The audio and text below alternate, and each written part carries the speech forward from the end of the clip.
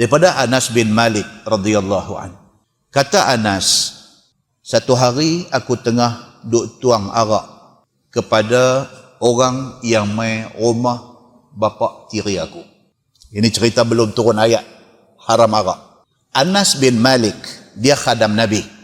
Dia kata satu hari dia duduk di rumah dia. Rumah dia rumah pak tiri dia, rumah Abu Talhah. Abu Talhah ni pak tiri kepada Anas. Anas bin Malik.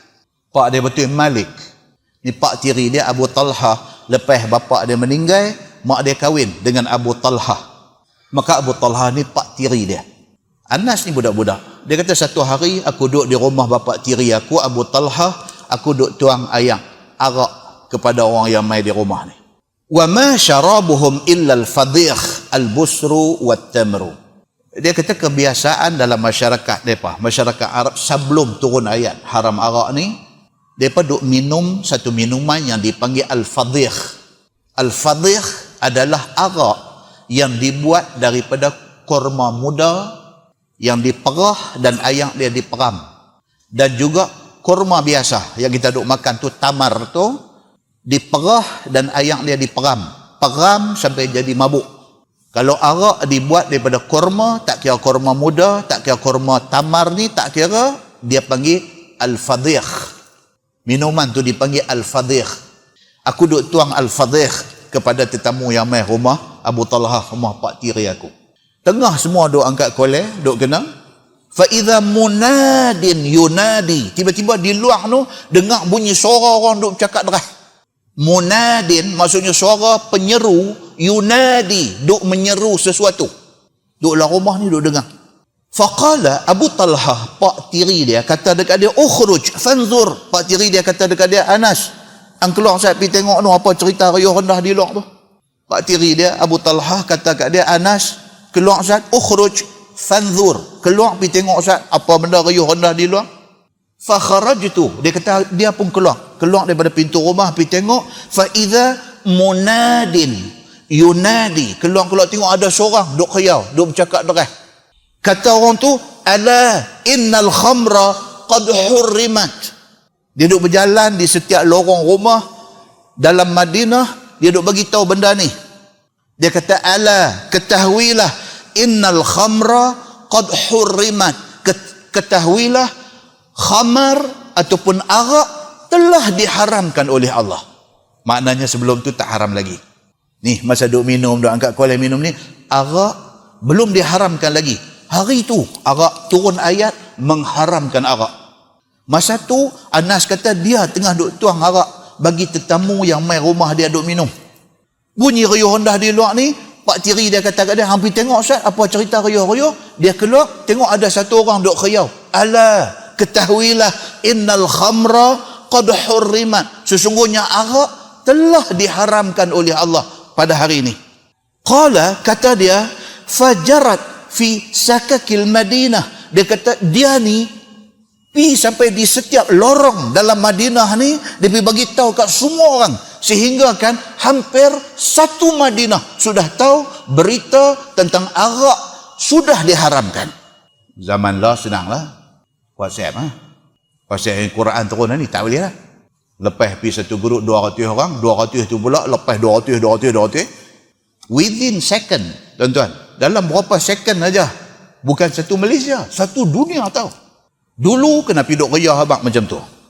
Faqala li Abu Talhah, Abu Talhah pak tiri dia ni, bila Anas masuk mai habang dekat dia, dia kata, apa? Ada satu orang mai habang kata arak ni hak tengah duk kena koleh ni, arak sudah diharamkan. Masuk mai habang dekat pak tiri dia. Dia mungkin baru kena satu koleh kot, tak apa nak ni lagi. Dia boleh dengar dan boleh reti lagi ke apa kan?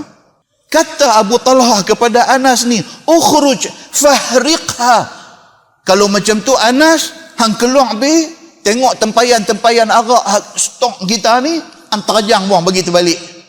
Tuan-tuan, yang kata sahabat Nabi ridwanullah alaihim ajma'in, bila abang aja kata haram, dia tak ada ingat sayang, dia tak ada ingat kata, benda ni aku duk stok banyak tempayan ni, satu tempayan ni berapa harga dia, sayang, tak ada ingat sayang. bila yang mai duk habang kata haram itu orang utusan daripada Nabi sallallahu alaihi wasallam, tidak ada sayang dalam hati mereka apabila benda ni menyangkut dengan soal hukum Allah Subhanahu wa taala.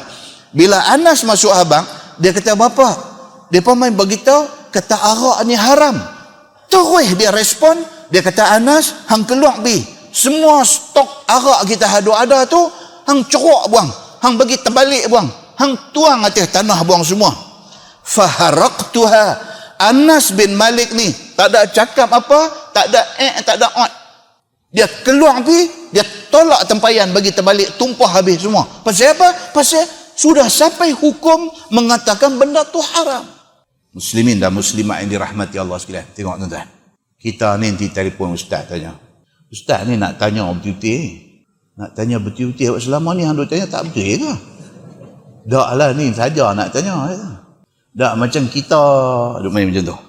Macam kita duk simpan duit bank ni, duk simpan akaun saving apa biasa punya ni, current account biasa punya, bukan hak Islam punya lah, hak biasa punya. Macam dia duk bagi interest apa, macam mana saya kira macam mana tak apa. Kita kata kalau sekiranya akaun itu bukan akaun Islamik, interest dia tak boleh lah. Dia nampak? Dia start dengan dok. Nampak? Pasal apa dia duduk main macam ni pasal apa? Sayang. Tahu dah kata duit interest, duit hasil daripada pelaburan yang tidak patuh syariah. Ini semua tidak halal. Nak buat makan minum anak bini, tak halal benda ni. Bila dah tahu kata tak halal, tak mau ada sayang dah. Tapi kita ni, kita bukan Abu Talhah. Kita Abu Jahal.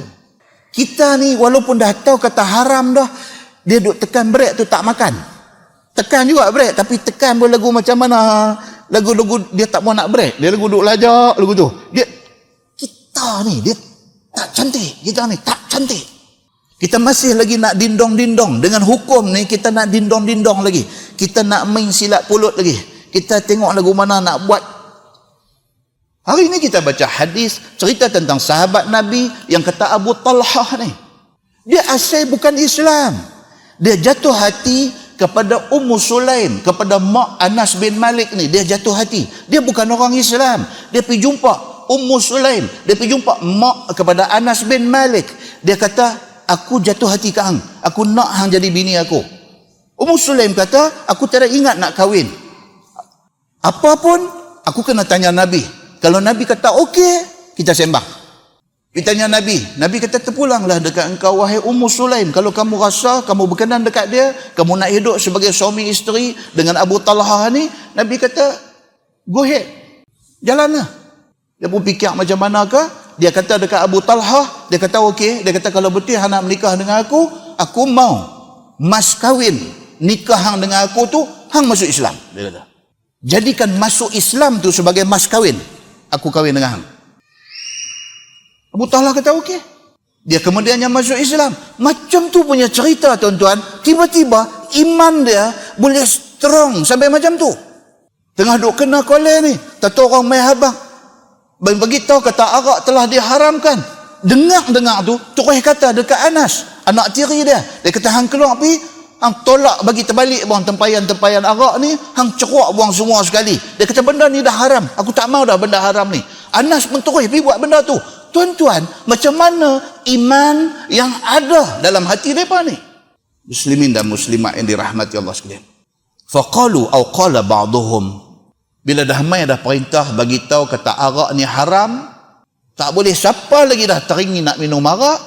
Bila dah mai dah perintah ni kepada mereka semua, ada di kalangan sahabat-sahabat Nabi ni ada. Qala ba'dhum, sebahagian mereka ni ada yang kata qutila fulan wahia fi butunihim. Ada yang mai satu muskil. Mereka kata habis dah. Macam mana cerita dengan kawan-kawan kita yang hari ini sudah mati, sedangkan mereka masih hidup dulu, mereka duk minum arak. Arak ada dalam perut mereka. Habislah mereka ni, nayalah mereka ni. Faham tak? Sebahagian daripada sahabat ni duk ni, kita tak apalah, kita duk hidup lagi. Ni turun mai ayat kata arak ni haram dan kita boleh stop.